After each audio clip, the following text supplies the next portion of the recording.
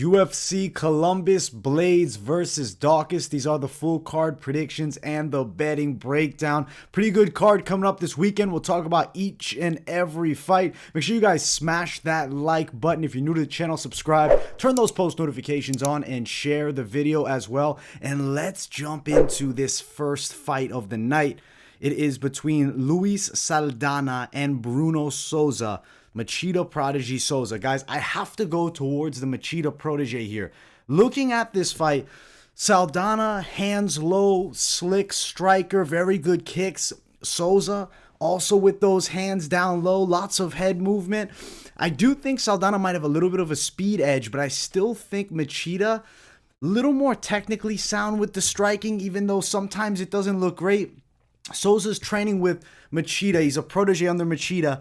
I feel like I'm a believer in Lyoto, and I believe that team can create somebody to watch, and I think this is their guy right now. 10-2 record.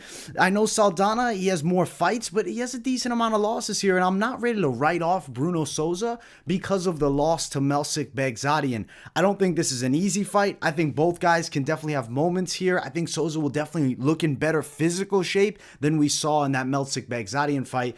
He's a little bit chubbier there, short notice bout. Obviously, he came in overweight, but you look at his fights in LFA, he looks better than that. Tends to fight a little bit off the back foot. I do see Saldaña pressing some counter shots by Souza. I do think it's close. I think it's going the full three. I like Souza win by decision. Now, as far as the betting side of things on this one, Saldaña is the favorite, minus 114 best value, Souza plus 110. I like the underdog, Souza. It's a competitive matchup, reason the odds are so close, and I think Souza can get himself a win here in the UFC. The Saldaña side 1-1, his last fight lost to Austin Lingo. Liking Bruno Souza to start the night off by a decision. This next one, oh, I'm stoked. Aleksei Khizriev versus Denis Tiuliulin. I feel like Khizriev is a prospect to watch, man. I don't think his opponent, Denis, is going to be able to stop those takedowns. From what I've seen of Denis, he does have a pretty dangerous striking game. He's a guy with knockout power. Takedown defense, it's okay, but I've seen fighters get him to the floor. And now you throw, I think, a tremendous grappler at him, a guy that has some real promise, 13-0 record, beat up Rousimar Palhares. I know that Palhares isn't like a huge win to have, but he was able to fend off those heel hook attempts that were kind of close there. I mean, Palhares is known for that one move. Aleksei, ground and pound, finishes him, destroyed him in that fight. I think that he's going to destroy Denis here too. I think Aleksei Khizriev may be a problem for some of these middleweights. Now, moving forward, if he could get down to 170 at 5'9", I do think that could be a little bit more successful for him because he's a little bit outmatched, especially upper echelon size-wise. He's only 5'9". His opponent, Denis, is going to be 6'1". But I really like Khizriev. Also, something that I noted that I like is he fights out of the southpaw stance and does seem to be a pretty decent kickboxer. I think Denis Tiuliulin is going to come to scrap. I think he's going to mix up big shots and try to throw, and I think there's going to be openings for the takedown that Aleksei Khizriev takes advantage of. And I'm thinking ground and pound TKO. Also could see submission, but I'm liking first round finish for Aleksei Khizriev. Now, looking at the odds, Denis sitting at plus 289 best value. Khizriev around minus 275. I'm liking that minus 275 tag. I think Khizriev is an extremely confident pick here, guys, and I want to keep my eye on him moving forward beyond this fight also. Fantastic fight. I know the odds are wide, but I think it's going to look even wider than that when these two face off here. Khizriev for the dominant win. David Dvořák versus Matheus Nicolau. Flyweight bout between guys working towards that top contendership and ultimate prospects, really. I mean, Dvořák unbeaten in the UFC. Nicolau bouncing back after previously leaving the UFC. And I mean, you look at the two recent wins. Solid one, but now Cop, granted, close decision. I know Cap really feels like he won that fight. And then the Tim Elliott fight. And beating Elliott right now is looking pretty good on the resume. Dvořák opposite him, though, unbeaten inside of the UFC. Beats Bruno Silva. I think that win is aged fairly well. Jordan Espinoza, and then easily beats Juan Camilo Rendaros, who takes the fight on very short notice there. I like the Dvořák side. He has shown pretty good striking in the UFC. But he also has decent grappling chops. Very good takedown defense. I think Nicolau's really only path to win here is going to be taking this fight to the floor, trying to find the submission. I don't think that's going to be easy to do on Dvořák. I see him defending takedown attempts for the most part. If he gets down, I think he finds his way up with fair ease. I mean, it's not going to be easy, but fair ease. And I think striking, Dvořák can pick him apart. He's got pretty damn good calf kicks, rips low, does have some sneaky power in his hands. And I think Dvořák hasn't showcased that knockout power in the UFC. He hasn't landed any big strikes to get a KO and get that knockout win. He hasn't gotten a finish yet. Could Nicolau be the fight? Maybe, but I really am leaning towards the decision side here. But I do like David Dvořák a lot. I mean, I really like his stand-up tools, man. He's a good prospect. Like, just watching him fight, even looking back on fights outside of the UFC, you can see he has tools to do fairly well moving towards the top. Dvořák minus 135, Nicolau plus 125. Close money, competitive fight, but I think Dvořák's takedown defense and striking wins him the fight here. I don't think Nicolau's going to have the consistent takedowns or even the top control to keep Dvořák on the floor. And standing up, to me, I see Dvořák as a different level. He's faster. I think he hits with just more bad intentions. Do I think he gets the knockout, though? I would love to see it, especially with the hype on him coming in. 23 records, pretty great. I mean, both guys, great records. 17-2, 20-3. But I like Dvořák here a lot. I think decision, maybe TKO late here. But I'm loving the Dvořák side to beat Matheus Nicolau. And continue moving up the flyweight rankings. I'm excited to watch the growth of him. Danaa Batgerel versus Chris Gutierrez. Great striker versus striker matchup. I'm going to note that straight out the gate. I like the Batgerel side a lot more. Reason being, he punches a lot harder than Chris Gutierrez and is a proven finisher. You look at Gutierrez's wins, tends to go long. Win over Geraldo de Freitas. And then the leg kick KO.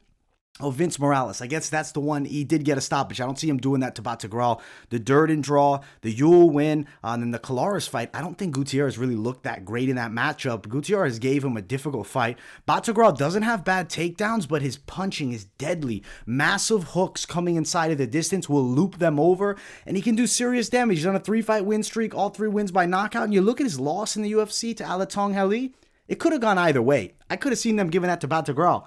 He led the way by a long margin in significant strikes, dropped the decision.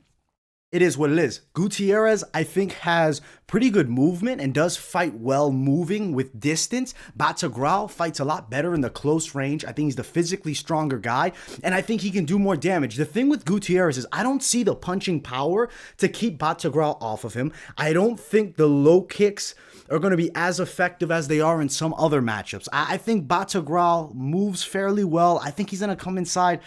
I like everything for Batgerel. I mean, the reach favors Batgerel too. I mean, if there's one thing you note, he's a little bit shorter. Leg length advantage is going to be towards Gutierrez, but I don't know. I don't see enough finishing ability. I will say I like the feints of Gutierrez that he throws, and I do think he moves well. And I like Gutierrez's style. He's on a great run right now. 2-fight win streaks, been unbeaten for a while now with that draw to Durden. But Batgerel is more of a finisher, has more power, and I think better boxing. As far as the range, the movement, Gutierrez will be there, but I also feel like he'll underperform in the spot, whereas Batgerel overperforms in spots. Give me Batgerel, and I actually like him by knockout, which would be a first. Gutierrez has never been knocked out. I think Batgerel might be the guy to do it. It takes somebody to land a big shot on the chin, and anybody can be slept, and I think Batgerel has that type of power. Minus 148 Batgerel, plus 145 Gutierrez. Give me the close money on Danaa Batgerel. Very excited for this fight, and I like him by knockout. Let's keep moving up. Sara McMann versus Karol Rosa. Good ladies fight here. McMann, longtime veteran of the game, has been around forever now, Olympic silver medalist in wrestling. Karol Rosa looks like the next prospect to keep an eye on. And I gotta pick the Rosa side, even though I have some questions. I want to see how she'll fare, with the wrestling of Sara McMann. So as far as like the betting side perspective, I understand people a little bit hesitant towards Rosa. I do want to pull up the odds real quick. Sara McMann's plus 191 dog, Rosa minus 210. I will note this. Rosa does have a Brazilian Jiu-Jitsu black belt, and she's the substantially better striker. I feel like McMann's biggest problem, she gets caught in these guillotines. Now, Rosa not known for the guillotine, but I know she has it in the arsenal. If McMann is going, shooting, you kind of know the game. She's going to try to get you to the floor. I think Rosa moves really well and will be hard to get a hold of. And then if she does shoot, threats of guillotines, even submissions off the back. Close fight, though. I do have to say, the dog side, I really do understand why some people would go towards the bet there, but I'm not going to have it as a pick. I like Karol Rosa to win. She's a fairly strong favorite here. And I think she probably gets it done on the scorecards. She could be an interesting prospect moving forward here, man. I think Sara McMann's wrestling is a factor, but I think Rosa's jiu-jitsu will keep her alive on the ground. And honestly, another thing, the knees. I believe she might threaten with those knees up the center as McMann will shoot. Can you imagine she gets like a knee knockout as McMann's trying to dive in at the legs? That'd be pretty damn amazing. I like what I see, man. Rosa also a pretty strong girl. I think she'll be good in there with the wrestler, Sara McMann. Sara has one path to victory. I see Rosa having substantially more ways to win. Knockout, submission, or decision. I think the only way McMann wins is a close decision, and I like Karol Rosa to get it done as a fairly strong favorite here and prove herself, really. Next fight of the night is our most, I guess not the featured bout just yet, but we're getting close to it here. It's a pretty damn good one, though, man. This might be the fight to watch. This might be the one, the people's main event, I guess you could say, because Slava Claus is back. Vilaslav Borshchev takes on Marc Diakiese. I love this matchup. And Diakiese's not an easy fight. He takes losses, and he has a fair amount of them, but at one point, like, he was that hype prospect to watch. I'm going to be picking Slava Claus here. I think he might be the first guy to knock Diakiese out. Now, I will say Diakiese moves extremely well. He's quick on his feet, good kickboxing style, physically strong guy who knows how to mix in takedowns. I see this fight being competitive, definitely in the first minute and a half here. Borshchev might be taken down. I look back to that Dakota Bush fight. Borshchev had a lot of problems there, but he did persevere and get it through. I feel like Marc Diakiese might not have the same level of offensive wrestling chops as Bush, though he's by far a better fighter, but stylistically, better matchup. Diakiese more known for the striking, but he will mix in takedowns, and I know he's going to shoot on Borshchev. Borshchev's going to have to defend. If he does get taken down, I think he gets back up to his feet. I'm expecting every fight from Borshchev, his ground game to be getting better, and better. He's already got the stand-up. He just needs to keep perfecting the grappling, which I think is starting to come. Power edge Borshchev. I know Diakiese is not a guy that's been knocked out, but you look at that Alves fight recently, that jab did a lot of damage to the chin early, and he wobbled him. Borshchev has a little bit sneakier power than that. He's not as explosive as an Alves, where he's going to just bum rush you with that straight jab and wobble. He'll work you to the body. He'll come up top. I'm expecting a second round knockout, and I feel like it's going to be in the close range and with a lead hook, and I think Diakiese's going down. First ever knockout loss, and Slava Claus, Vilaslav Borshchev gets it done and continues to jump that stock up. Now, looking at the lines, Borshchev minus 184, Diakiese plus 171. Fantastic fight. I can't wait to see what happens between these two, and I do think Slava Claus, the hype train, keeps on going here as he runs through Marc Diakiese. Let's get to the next fight of the night. Neil Magny versus Max Griffin. This doesn't feel like a prelim bout. Neil Magny, I think, has some serious advantages here just overall. More well-rounded of a fighter. I'm going to be picking Neil Magny in this spot. I like his boxing. Even though he's not a power puncher, he's a volume guy. Works well against the cage in the clinch. Does have a decent ground game. He doesn't have a serious wrestling threat from Max Griffin. Griffin's a pretty athletic striker. Light on his feet. A guy with a bit of power in the hands. Definitely can do damage if he touches that chin clean.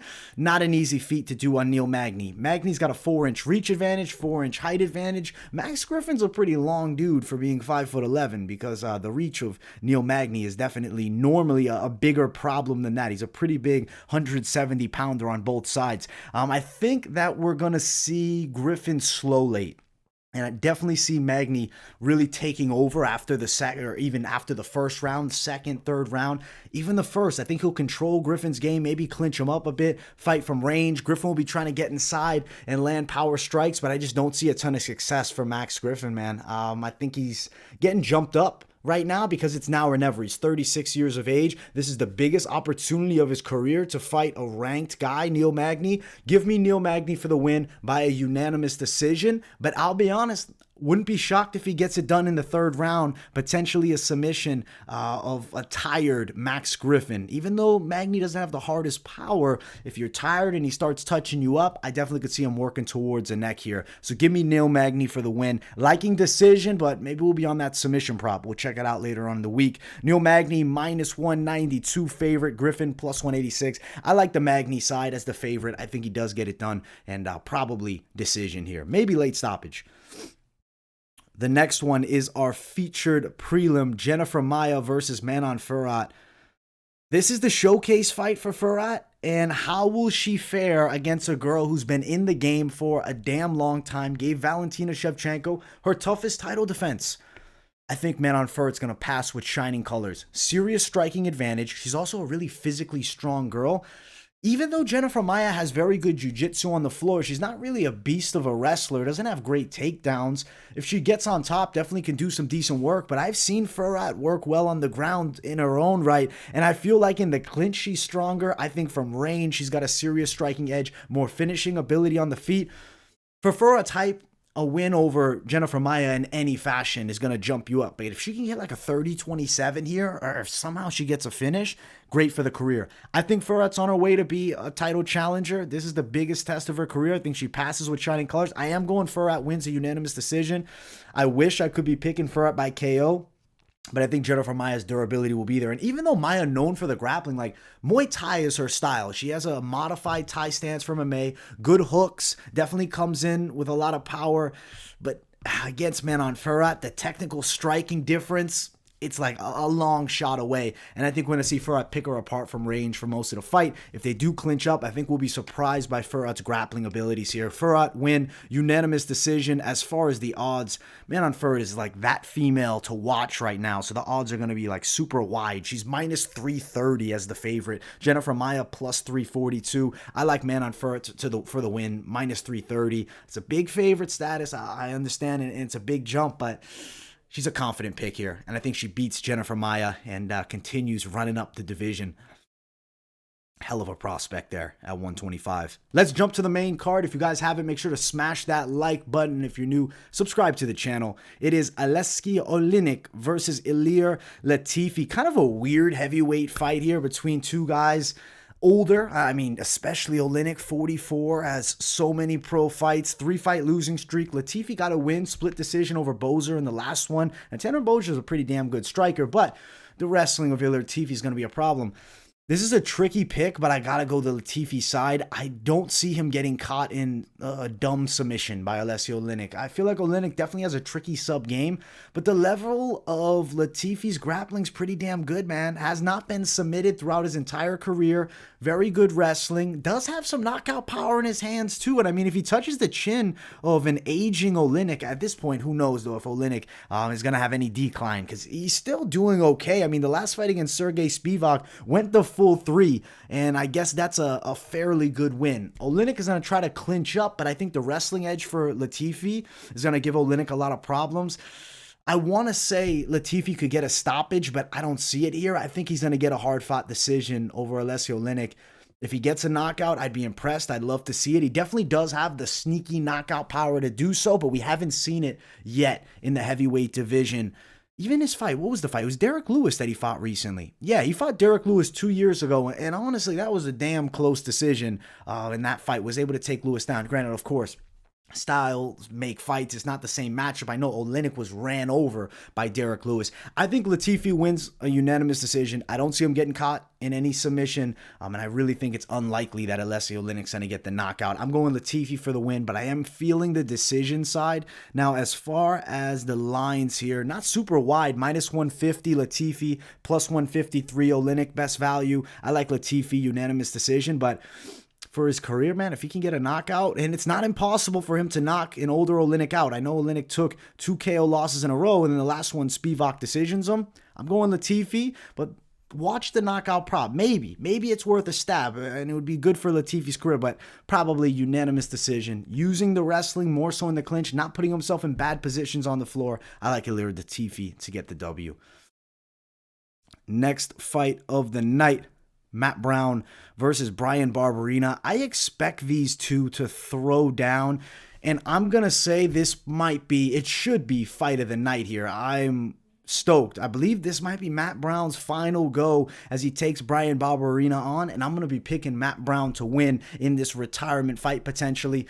Pretty good stand-up game, kickboxing style, heavy pressure, elbow attacks that are super dangerous. He's well-rounded, physically strong, good on the floor, not known for his wrestling, but if it goes to the ground, Matt Brown's there. Barberena, southpaw, honestly surprisingly fast. Definitely a guy who likes to bang and can do it all fairly well. I mean, I think it's a perfect matchup for these two to go to war here. Both like to sit in the center and mix it up at times. Both are in really entertaining fights on a regular basis, and I think you're going to get nothing less here. And I'm going to pick Matt Brown to get a TKO. I think third round knockout. I think he's going to put it on Bryan Barberena. I think the boxing of Matt Brown is better. Barberena's still a little bit tricky with his movement. I think Brown finds a way to catch him in the clinch. I gotta favor the Matt Brown physical strength side, but I think speed is on the Barberena side. It's a tricky one if you're throwing money down too, and the reason the odds are gonna be super close here is because it's a super close fight. -110, -110, -107. You can find Barberena -103 at best value. It's pick'ems. It's even money here. I like Matt Brown to potentially get a knockout win in the third round in his final fight. Wouldn't be shocked if Bryan Barberena goes the full 3 and steals a decision from him. Maybe even Brown winning a decision. Either way, I'm calling it. This should be fight of the night. Matt Brown for the win in potentially the final go for the legend. And next one is the featured prelim of the night. Winner of this fight is probably the number 1 contender in flyweight, depending on what the UFC's plans are with the top of the division. Kai Kara-France, Askar Askarov. You got the wrestler Askarov taking on a damn dangerous striker. I mean, Kai Kara-France's win over Cody Garbrandt looked amazing. Now, I know Cody doesn't have the best chin, but the way Kai cut off the cage, his speed, even his takedown defense, like he was kind of taken down, but easily found his way back up. I was impressed by that. Askar Askarov, though, gonna be quicker than Cody Garbrandt, isn't gonna have the chin up there to be hit, isn't looking to bang on the feet, uses his stand-up game to close distance, clinch up, and wrestle. I'm a fan of Kai Kara-France, and I wish I could pick him, but I'm picking the side of Askar Askarov, man. I really do think he gets it done. He's got to avoid the stiff, straight right of Kai Kara-France. I think that he'll still be able to get France down, especially against the cage. Askarov is a southpaw, so that straight down the center line could be a problem if Kai can perfectly set it up, but I think the likelihood of him doing that is pretty low here. I think Askarov wrestles his ass off here, puts a heavy pressure-based game, uses a little stand-up to close distance, and he wants to be locking up with Kai Kara-France. I don't think he wants to be at that mid or long range, because that's when Kai has a legit chance to sleep him here. But I think Askar Askarov wins a unanimous decision, wrestling-heavy game, and it's going to be unfortunate to see Kai Kara-France lose. But as a fan, the Kai Kara-France side, I hope he comes through. +263 for Kai Kara-France, Askar Askarov -275. I just don't think it's too likely that Kai can beat Askar Askarov, man. I just don't see him stopping the takedowns. And even the ones he does stop, it's just going to be constant chain wrestling, constantly pressing him up against the cage. I think Askar Askarov gets it done. Unanimous decision. He beats Kai Kara-France here. Co-main event of the evening, Joanne Wood versus Alexa Grasso. Kind of a must-win situation for JoJo, which I hate to see it. She's lost, 3 of her last 4, 36 years of age. Alexa Grasso kind of got a role going for herself. She's looking damn good. I've been really tossing on this fight, but I'm going to go with Joanne Wood. Not Calderwood anymore. She's married now. Joanne Wood. I think she can beat Alexa Grasso. I hope that she isn't showing her age and deteriorating. I just think the Talia Santos fight was a really hard matchup. The Lauren Murphy fight is a tough matchup. Alexa Grasso, pretty good with her boxing. Wood, good from range with her kickboxing. Really good front kicks up the center. Up until she got rocked against Santos, I thought JoJo was looking pretty solid out there. I don't see power on the Grasso side, so I'm not seeing high likelihood of JoJo getting hurt in this fight and getting dropped and then submitted. Grasso's going to have to technically beat her for 3 rounds. I feel like Joanne Calderwood has a more well-versed kickboxing game. Grasso does have a bit of a speed edge, probably better straight with the hands. I think Calderwood's better in the tie clinch for sure, and I also think she has better kicks. In the grappling, I see it being pretty competitive here. I think JoJo beats her on a hard-fought decision. I think we're going the full 3, probably even split decision, which if you're betting, that's going to be scary because it's going to be a competitive matchup. I kind of see it as like 2 rounds to 1 favoring Calderwood. Now the odds here, plus 193 for JoJo, minus 187 Alexa Grasso. I think the chances of JoJo winning are like probable, like fairly probable here. I would say even, I don't know, 62, 65%. I'm just throwing like random numbers at you, but that's what I'm kind of feeling inside towards the Calderwoods, or excuse me, towards the Wood side. She's a good size underdog. If you're looking to attack a dog, especially women's MMA, sometimes it's dog or pass style plays. I like Grasso, but I think JoJo can pull this one off. This is a jumping competition for Alexa Grasso to fight like a legit girl who's been at the top of the women's flyweight division for a long time. Ultimate Fighter veteran. I like Joanne Wood to beat Alexa Grasso, guys, and I think the underdog could pull this one off. Main event of the evening, Curtis Razor Blaydes versus Chris Daukaus. Blaydes coming off the win over Rosenstruik, grinding, wrestling heavy win, what you tend to see from Blaydes, especially now. Daukaus on the opposite side, badly knocked out by Derek Lewis in the last one, and right before that, Curtis Blaydes was slept by Derek Lewis as well. So not a bad matchmaking job here. Daukaus, though, I think he's getting thrown to the lions. I think Curtis Blaydes is a bad matchup for him. I got Curtis Blaydes winning this fight. The wrestling I see as a difference maker. Now, I know Daukaus does have a Brazilian Jiu-Jitsu black belt. He's decent on the floor, solid with his takedown defense normally, but I think there's a different level to Blaydes. I think Blaydes is going to look to clinch him up, put him against the cage, and work for takedowns from there. I think striking, Blaydes can stand with Daukaus, but he can't get careless because the boxing of Daukaus is dangerous, and I really could see a counter strike from Daukaus landing directly on the chin and sleeping Curtis Blaydes. He's been stopped by good strikers before. You look at his losses: Francis Ngannou, Derek Lewis, power punchers. Chris Daukaus, not as much power as either one of those guys, but definitely has quicker and more technical striking. For some reason, though, I think that's better for Curtis Blaydes, that he doesn't maybe feel as confident standing up, works towards getting takedowns from the start. I expect that's the new game plan we're going to see out of him. Saw that kind of with Rosenstruik a bit, but I think Blaydes striking can have moments using the striking to set up the takedowns. Now, we're looking at 5 rounds here between these two. I think Daukaus can't go the full 5. I think round 4, TKO Curtis Blaydes. I'm thinking like rounds 3 or 4, really, even 5 potentially. I think Blaydes can get a TKO, and a TKO win for him right now is needed. It jumps his stock back up. A grinding, close, like kind of, like the Volkov fight decision win isn't going to do great for Blaydes right now. I think he needs like an impressive win to turn the hype around and get us back on the Curtis Blaydes train. I think this is the fight to do it. I'm going Curtis Blaydes TKO in that 3rd round. Definitely potentially 4th. I guess 4th round, but potentially 3rd. 3rd or 4th round really here. I think later TKO, maybe wearing on Daukaus. Daukaus starts to gas, and I think Blaydes gets him done. Now looking at the line super wide, minus 314 Curtis Blaydes, Chris Daukaus plus 290. I like the Curtis Blaydes side. I think he wins here. He's going to beat Chris Daukaus using the wrestling, and I think it's on display on this UFC Columbus card. We got a fight in the States in an arena for a fight night. So not a pay-per-view event, but the UFC Columbus event's going to have fans, which I love to see. Overall, pretty damn good card. One that I'm pretty excited for. I can't wait for each one of these fights, really. We'll do the full card fight companion, so make sure you guys tune into that, of course. I hope you guys enjoyed, though. Another full card breakdown. Make sure you guys smash the like button if you guys are new to the channel. Make sure to subscribe, turn those post notifications on, and share the video as well. Let me know in the comments what you guys think of the picks. Stay tuned all week. I got Late Night Live on Tuesday, this week's Best MMA Bets on Wednesday, the Moneyline Podcast with my guy Mike Finch on Thursday, Friday, the Weigh-In Recap Show, and as always, full card fight companion on Saturday. Much love, my people, and I will see you all in the next one. Peace, guys.